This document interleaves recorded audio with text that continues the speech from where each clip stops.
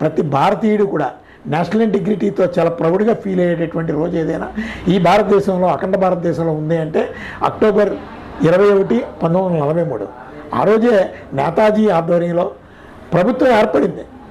అలాగే అండమాన్ నికోబార్లోని, బర్మాల్లోని ఆ ప్రాంతాలన్నింటిలో కూడా మన పోస్టల్ స్టాంప్ కూడా రిలీజ్ అయింది.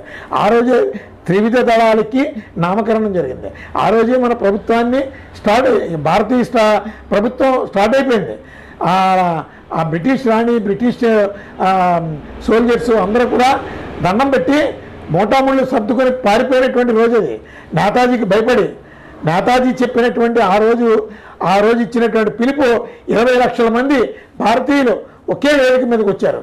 ఎందుకంటే స్వాతంత్ర పిలుపుని విని ఆ రోజు సాధించుకున్నటువంటి రోజు. భారతీయులు బ్రిటిష్ వారి దగ్గర నుంచి సాధించుకుని చాలా సంతోషంగా, చాలా ప్రౌడ్గా ఆ రోజు స్వాతంత్ర దినోత్సవాన్ని స్టార్ట్ చేసుకున్నటువంటి రోజు. ఆ రోజే భారతదేశంలో భారతీయ పాలన సాగింది.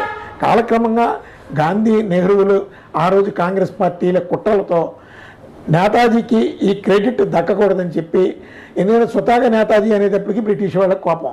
ఎందుకంటే బ్రిటిష్ వాళ్ళకి గజగజలాడించినటువంటి మహానేత అతను. ఎందుకంటే ప్రతి భారతీయుడు రోమాలను ఎక్కబడిచేటటువంటి ఒక గొప్ప మహానేత, ఉద్యమ యోధుడు.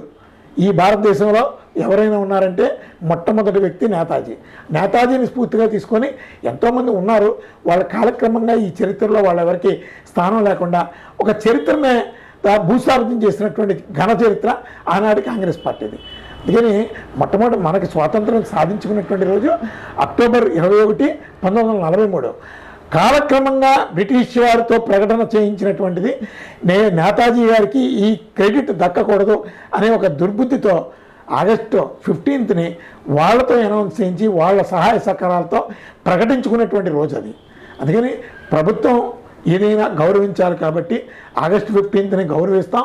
అలాగే ప్రతి భారతీయుడు చాలా ప్రౌడ్గా ఫీల్ అయ్యి మా ఆగస్టు 15th సాధించుకున్నటువంటి రోజు ఏదైనా ఉందంటే అక్టోబర్ 21, 1943 అని రాష్ట్రీయ ప్రజా కాంగ్రెస్ పార్టీ కూడా నమ్మి చారిత్రాత్మకమైనటువంటి ఒక నిజాన్ని బహిర్గతం చేసి ప్రతి భారతీయుల్లోని ఈ రోజుని స్మరించుకోవాలి. ఎందుకంటే 82 సంవత్సరాలు అయింది భారతదేశం స్వాతంత్ర్యాన్ని సాధించుకొని. 43 నుంచి లెక్క పెట్టుకుంటే ఈరోజుకి 15ని మనం దేన్ని స్ఫూర్తిగా మనం స్మరించుకోవాలి? ఆగస్టు 15కి ఏ గొప్ప యోధుడిని మనం తలుచుకోవాలి? 15 బ్రిటిష్ వాళ్ళు దేహి అని ఇచ్చినటువంటి ఆ పత్రాన్ని చూసి ఆనందపడాలా? లేదు చొక్కా పట్టుకొని నా భారతీయులు శాసించే హక్కు నీకెక్కడరా అని నేతాజీ వాళ్ళని భయపెట్టి పారదోలినటువంటి రోజుని మనం స్మరించుకోవాలా? మరి ఎందుకు కేంద్ర రాష్ట్ర ప్రభుత్వాలు ఏ ప్రభుత్వం వచ్చినా కానీ దీన్ని అంత ప్రామినెన్స్ ఉన్న డేగా ఎందుకు గుర్తించటం? అంటే నేతాజీ ఒక ఉద్యమ యోధుడిగా చారిత్రాత్మక ఘటనలా నిలిచిపోయాడండి.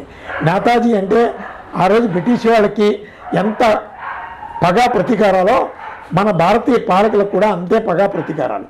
నేతాజీ కీర్తి ఎప్పుడైతే పబ్లిక్లోకి వచ్చిందో ఈ రోజుకి నేతాజీ పేరు చెప్తే రోమాను నిక్కబడిచేటటువంటి పరిణామాలు ఉన్నాయి. ఆ వాస్తవాన్ని తెలియనియరు. తెలిస్తే ఇక్కడ గాంధీ, నెహ్రూల చరిత్ర కాలగర్భంలో కలిసిపోద్ది. అలాగే ఇప్పుడున్నటువంటి ఎన్డీఏ గవర్నమెంట్ కూడా ఆ మూలాల నుంచి వచ్చినటువంటి వాళ్ళే కాబట్టి ఆ మూలాలను ఇంకా పెంచి పోషిస్తున్నారు.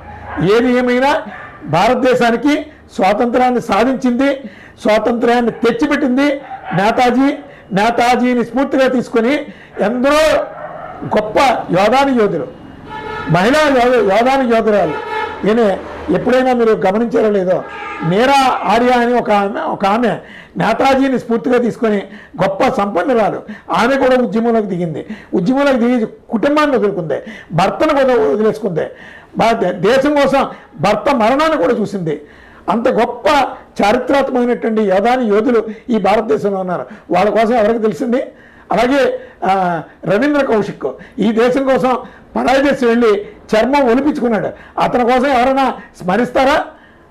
అలాగే ఆజాద్ చంద్రశేఖర్, అలాగే ఎంతోమంది యోధులు వాళ్ళని స్మరించుకునేటటువంటి రోజు ఈ భారతదేశంలో ఎవరన్నా కల్పించారా? ఈ చారిత్రక మూలాలను బయటకు తీసుకొస్తున్నారా? ఏమీ లేవు. అందుకని అదేవిధంగా చెప్తున్నా, అక్టోబర్ 21/1943ని స్ఫూర్తిగా తీసుకొని ఆగస్టు 15th ప్రారంభ దినంగా ప్రభుత్వం ప్రకటించాలి, అలాగే ఆ రోజుని సెలవు దినంగా కూడా ప్రకటించాలని చెప్పి రాష్ట్రీయ ప్రజా కాంగ్రెస్ పార్టీ కేంద్ర ప్రభుత్వానికి ఒక డిమాండ్ చెప్తుంది. అదేవిధంగా భావితరాలకి ఈ నిజాలను తెలియచేయడంలో రాష్ట్రీయ ప్రజా కాంగ్రెస్ పార్టీ ముందుంటుందని ఈ సందర్భంగా తెలియజేస్తున్నాం.